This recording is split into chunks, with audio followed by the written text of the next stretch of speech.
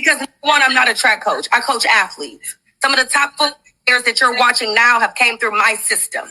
Okay, some of the top college guys are going to recruit it, went through my system.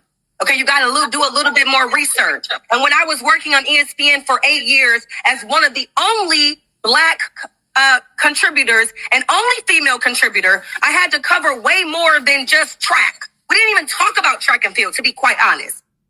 So the reason why I was in that position is because I am respected in every area of sports. Because of my experience working in these spaces, being the athlete that I have been, an all-around athlete, I am respected. You didn't do enough research to understand that. I have trained with some of the top NFL guys, Hall of Famers, retired, the guys that are currently playing. I have trained alongside them. This is what you don't understand. So just how you speak about basketball and you're not a basketball guy, you have some experience either studying them, watching film, or looking at research. Because you didn't play the sport does not say, oh, turn JB's mic off when we start talking about LeBron, because we can't get his take on that. That's bullshit and you know it. The only reason why you feel like I can't give my take is because I am a woman.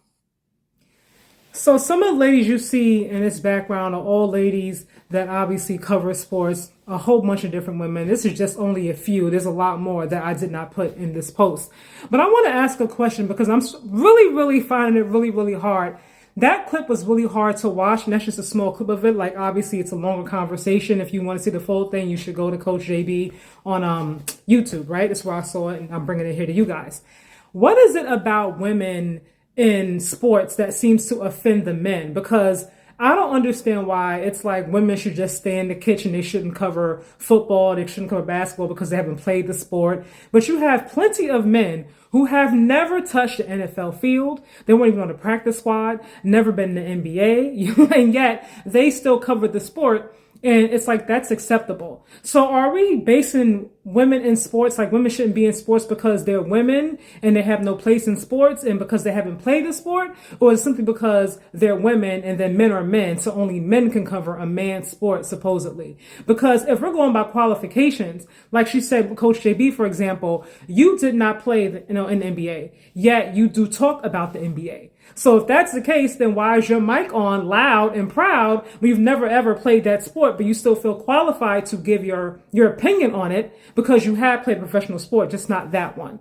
If we limit the conversation to who's just played that actual sport, then it's not really much of a conversation. That takes away the Skip Bayless, takes away the journalists who went to school for journalism. It takes away people that actually love sports. You can love sports and still study without necessarily have actually played the sport. I see a lot of people on YouTube, TikTok, who have never played professional sports, who don't even actually watch sports, but yet and still they still cover it. And some of you guys follow those pages. You know who I'm talking about. There's quite a few. So I'm just like, this conversation is getting really old. Women are in sports. Just get used to it.